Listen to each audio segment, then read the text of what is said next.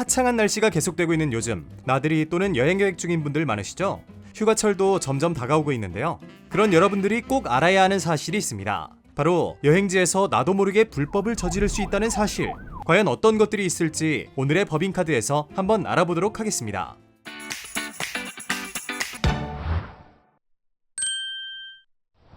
햇살 따뜻한 휴일 오후, 한강에 텐트를 치고 휴식을 취하고 있는 당신. 텐트의 사면을 다 닫고 연인과 함께 즐거운 시간을 보내고 계신가요? 당신은 불법을 저질렀습니다. 바로 지난 2019년 4월 22일부터 시행된 서울시의 한강공원 청소 개선 대책 때문인데요. 서울시는 한강공원 청소 개선 대책을 통해 그늘막, 텐트의 허용 구역과 시간을 지정하고 텐트는 3면 중 2면 이상을 반드시 열어서 이용하도록 했습니다. 무차별적인 텐트 설치가 시민들의 쾌적한 한강 이용을 방해할 뿐만 아니라 녹지 훼손과 쓰레기 발생에 온상이 되고 있고 닫힌 텐트 이용으로 공공장소에서의 부적절한 행위에 대한 우려가 있다는 이유에서였죠.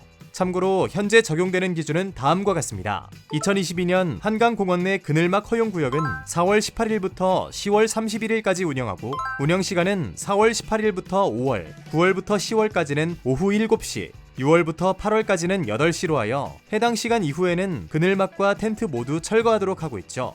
이때 설치 가능한 텐트의 규격은 가로 세로 2m 이하의 소형으로 4면 중 2면을 반드시 개방해야 합니다. 만약 이를 위반할 경우 하천법과 서울특별시 한강공원 보전 및 이용에 관한 기본 조례에 따라 과태료를 부과받게 되는데요. 1차 위반 시 100만원, 2차 위반 시 200만원, 3차 위반 시 300만원의 과태료가 부과된다고 하니 반드시 알아두어야 하겠습니다. 자, 이번에는 캠핑을 한번 떠나볼까요? 날씨가 풀리기만을 기다렸던 당신, 드디어 다가오는 주말에 캠핑을 떠나려고 하는데요. 준비물을 열심히 챙기고 계시군요. 그런데 잠깐, 지금 가방에 넣은 그 잭나이프 한번 볼까요?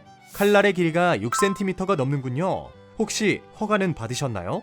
허가받아야 하는 줄 몰랐다고요? 당신은 불법을 저질렀습니다. 총포, 도검, 화약류 등의 안전관리에 관한 법률 제10조, 제12조는 일정한 경우를 제외하고는 허가 없이 도검을 소지하여서는 안 된다고 규정하고 있고 동법 제2조는 허가를 받아야 하는 도검에 대한 정의를 내리고 있는데요. 이에 의하면 도검이란 칼날의 길이가 15cm 이상인 경우를 의미하지만 15cm 미만일지라도 흉기로 사용될 위험이 뚜렷한 것 중 대통령령으로 정하는 것도 도검에 해당한다고 규정하고 있습니다. 그리고 총포화약법 시행령 제4조는 칼날의 길이가 6cm 이상인 잭나이프를 허가받아야 하는 도검으로 규정하고 있죠.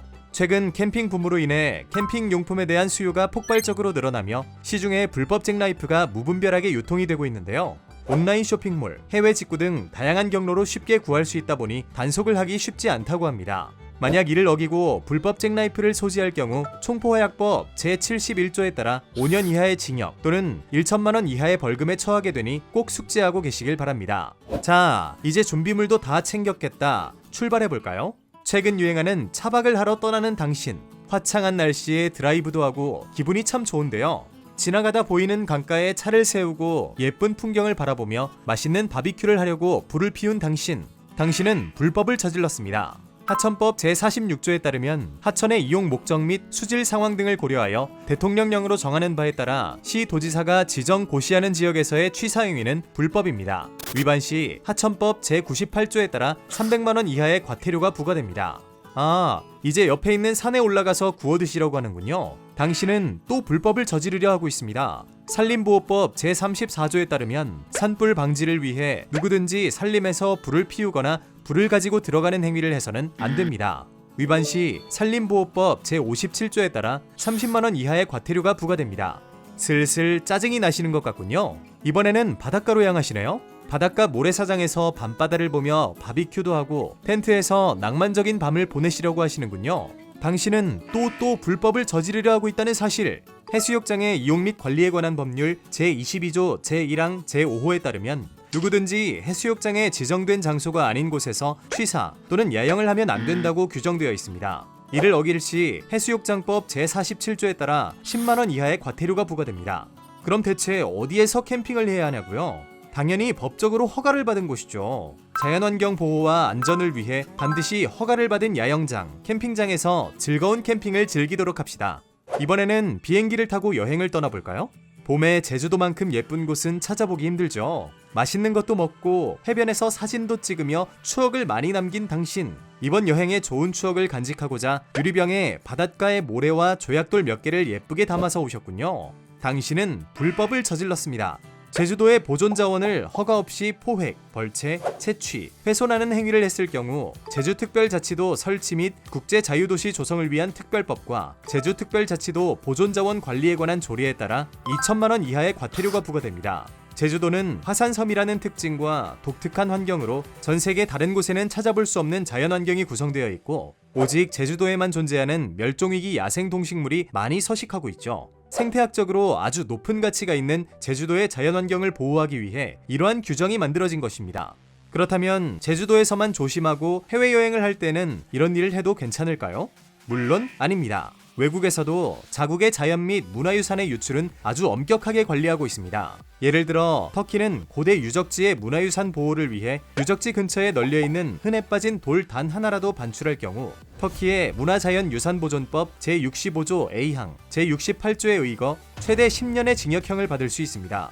또한 이탈리아에서는 핑크모래로 유명한 사르데냐 섬의 모래를 외부로 반출하는 경우 최대 3,000유로의 벌금형을 받을 수 있습니다. 여행지에서의 아름다운 추억은 마음속으로만 간직하고 돌아오는 것으로 약속합시다. 오늘은 나들이 여행을 가서 나도 모르게 저지를 수 있는 불법들에 대해 알아보았습니다. 어떻게 보면 사소한 부분이라 신경을 쓰기 어려울 수 있습니다. 하지만 나에게는 즐겁고 행복한 여행이 다른 누군가에게 피해를 줄 수 있다는 사실, 소중한 자연환경을 보호하고 모두가 행복하고 안전한 여행을 할 수 있도록 배려하고 노력하는 성숙한 시민의 자세가 모두의 더 즐거운 여행을 만들 수 있습니다. 지금까지 법인카드였습니다.